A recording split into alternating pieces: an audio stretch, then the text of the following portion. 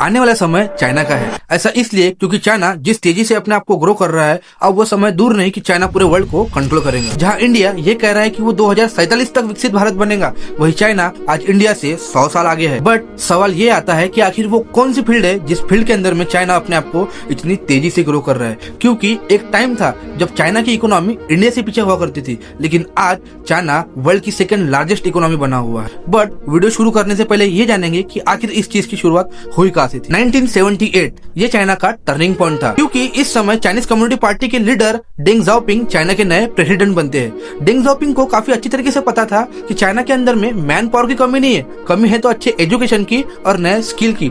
इसी को ध्यान में रखते हुए 1986 के अंदर में डेंग जाओपिंग ने एक पॉलिसी निकाली जिस लॉ का नाम था compulsory education law of China, जिसके अंदर में ये था कि कक्षा 9 तक का एजुकेशन सबको फ्री रहेगा, बट वो कंपलसरी रहेगा। वही इंडिया के अंदर में राइट टू एजुकेशन ये 2009 के अंदर में आया। इससे आप समझ सकते हो कि केवल लॉ लाने से कुछ नहीं होता है, उसे इम्प्लीमेंट करना भी जरूरी होता है। वैसे आपको एक चीज बता दूं, जहाँ चाइना हर साल अपने एजुकेशन सिस्टम पे $900 बिलियन खर्च करता है, वही अपना इंडिया सिर्फ $10.6 बिलियन खर्च करता है। ये जो डिफरेंस है, इसी से समझ में आता है कि हमारे सरकार को कहाँ काम करना है। और डेंग जाओपिंग को एक बात अच्छी तरीके से पता थी कि एजुकेशन को आगे बढ़ाने के बाद कोई प्रॉब्लम आएगी तो वो है एम्प्लॉयमेंट। इसी को ध्यान में रखते हुए 1978 में डेंग जाओपिंग ने अपनी इकोनॉमी को लिबरलाइज किया, जिसका इफेक्ट ये हुआ कि दुनिया की बड़ी बड़ी कंपनियां चाइना के अंदर इन्वेस्ट करना शुरू कर दी, जिसके चलते चाइना के इकोनॉमी को बूस्ट मिला और वहाँ के एम्प्लॉयज को एम्प्लॉयमेंट मिला। और आज चाइना वर्ल्ड की सेकंड लार्जेस्ट इकोनॉमी है। आज केवल चाइना का मैन्युफैक्चरिंग सेक्टर भी दुनिया का बिगेस्ट और लार्जेस्ट मैन्युफैक्चरिंग सेक्टर है। हाल ही में वर्ल्ड बैंक ने एक रिपोर्ट जारी की है जिसमें उसने कहा है